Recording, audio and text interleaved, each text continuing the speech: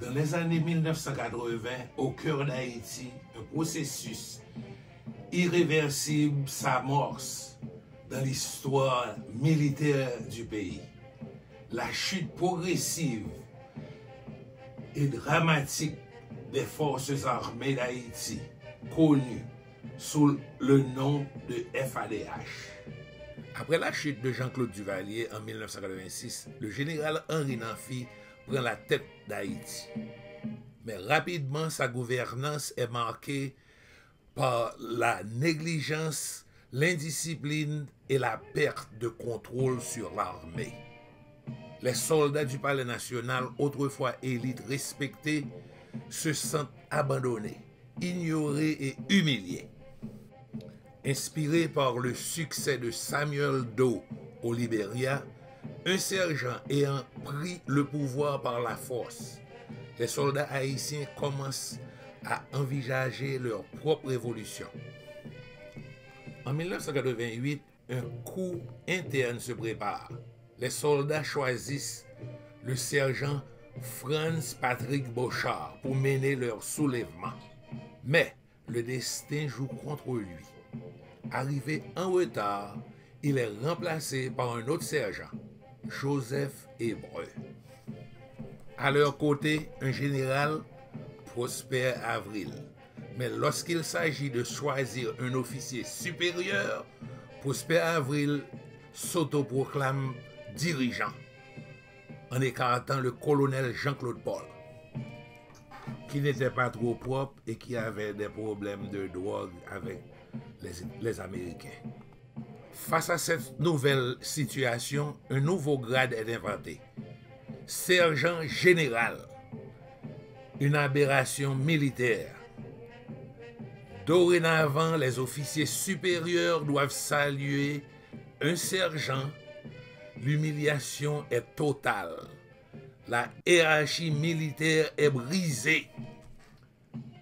La création du sergent général, combinée au chaos interne et au rejet populaire, marque le début de la fin pour les forces armées d'Haïti. Désorientée, discréditée, l'armée s'enfonde lentement jusqu'à sa dissolution finale en 1994.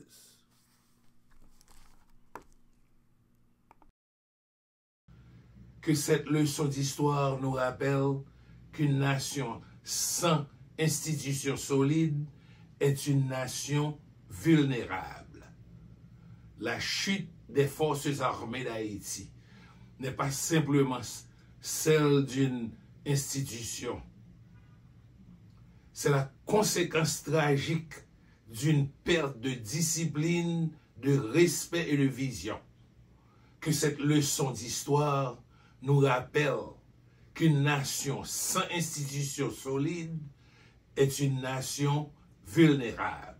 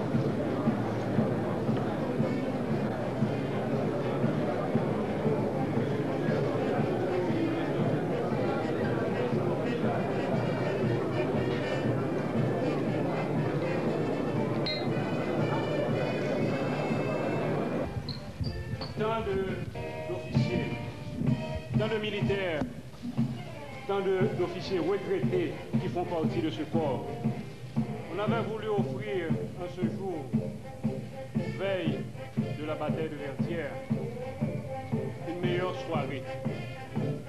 Mais je crois que la rencontre vaut le déplacement, même si on ne jouit pas du spectacle préparé à votre intention. Mais je me répète, la rencontre entre frères vaut le déplacement. Mais j'avais quand même préparé une introduction que je vais vous lire. Madame le Président provisoire de la République,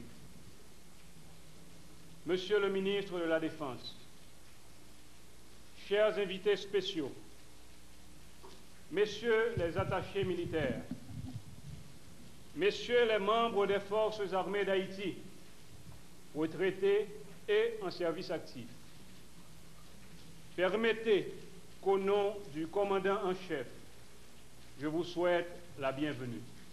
Bonsoir. Ce soir, nous sommes réunis non pas pour écouter des discours, mais plutôt pour fêter ensemble notre anniversaire à tous. Un anniversaire, n'est-ce pas l'occasion de formuler des souhaits? Si l'armée de 1803 a œuvré pour donner à notre peuple son indépendance, marchons donc sur les traces de nos ancêtres afin de collaborer dignement à la démocratisation de notre nation. Merci.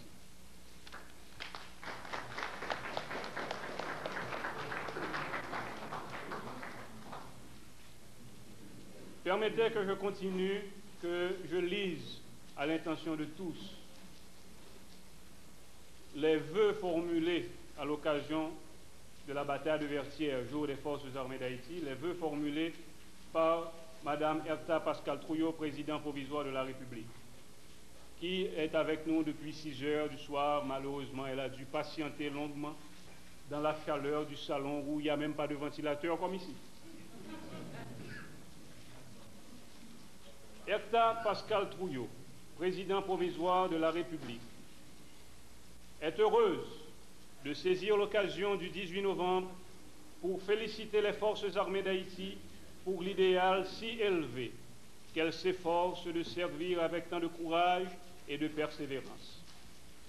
En ce jour qui rappelle les mérites insurpassables de nos pères à Vertières et la victoire combien glorieuse des armées haïtiennes en vue de notre indépendance nationale, il est juste de souligner que si la patrie léguée par nos dieux subsiste encore, vivante, vaillante et plus que jamais décidée à relever le défi de l'histoire, c'est bien à ses officiers, sous-officiers et soldats que la nation le doit.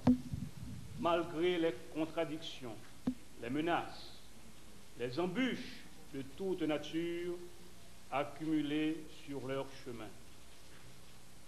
Puisse l'armée d'aujourd'hui briller avec toujours plus d'éclat sur la route du devoir et de l'honneur.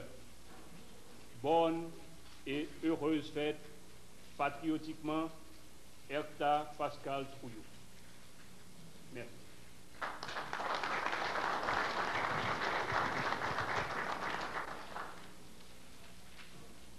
La cérémonie va se poursuivre avec, comme prévu au programme, la remise de décorations à certains officiers qui l'ont mérité.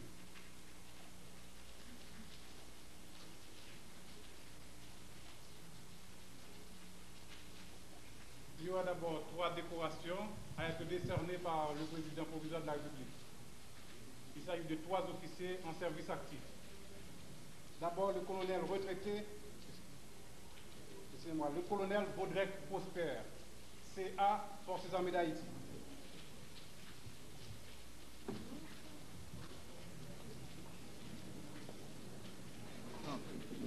Mon colonel,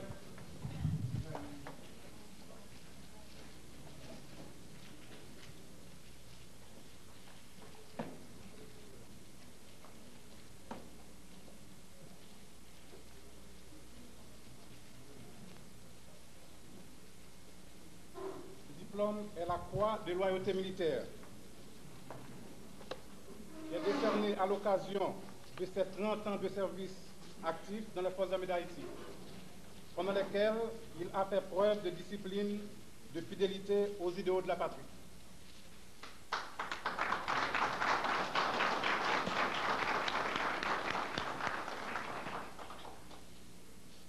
Le colonel Vaudreuil Prosper est actuellement le commandant du corps d'aviation. Lieutenant-colonel Ludovic René,